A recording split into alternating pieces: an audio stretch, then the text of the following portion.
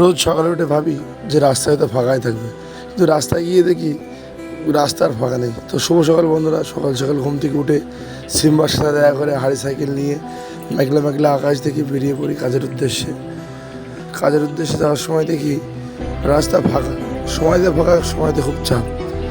গাড়ির চাপটা দিন দিন মনে হচ্ছে বেড়েই চলেছে। আগামীকাল আমাদের দিকে ভোট, তার জন্য মনে হয় গাড়ির চাপটা আজকে একটু বেশিই। তো রাস্তা যেতে যেতে এত গাড়ির চাপ দেখে মনের মধ্যে একটু ভয়ও করে। যেমন এই লরিটা আসছিল কোনোরকম সাইড না দিয়ে দিতে, প্রায় গায়ের ওপর চাপিয়েই দেবে এমন অবস্থা। আর এইভাবেই না ঠিক অ্যাক্সিডেন্টটা হয়। আর আমাদের এই রাস্তায় প্রতিনিয়ত অ্যাক্সিডেন্ট হতেই আছে, যারা এখানকার বাসিন্দা তারা ভালোই জানে। এমন কোনো দিন কামাই নেই যে দুটো একটা করে মরে না। যাই হোক, আড়ত পর্যন্ত খুব তাড়াতাড়ি মাছ কেনার জন্য আড়তের ভিতরে ঢুকে পড়ি। তো আড়তে গিয়ে কিছু রুই দেখার পর আজকে জানতো আমার সামান ছিলই না।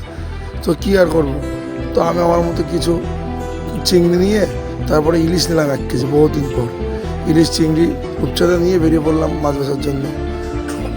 কালকে যেহেতু আমাদের দিকে ভোট, তো আজকে আর আগামীকাল মাছ একটু কমই বিক্রি হবে। তো চার দোকানে এসে দেখি বন্ধুরা সব বসে আছে, ওদেরকে চা টা খাইয়ে বিস্কুট টিস্কুট খাইয়ে বেরিয়ে পড়লাম নদী পার হয়ে গ্রামে ব্যবসার জন্য। সেই গ্রামে তারু ভেরি করে মাছটা পেয়েছে, আবার আরেক নদীতে চলে আসলাম খেয়া পার হয়ে বাড়ি আসবো বলে। গরমের চাপ আছে, কিন্তু হালকা রোদ হলে কী হয়, প্রচণ্ড গরম। তো তাড়াহুড়ো করে বাড়ি এসে সাইকেল রেখে আজকে ব্লগ ভিডিও এখানে শেষ করলাম। ভালো থেকে বন্ধুরা, আমার পাশে।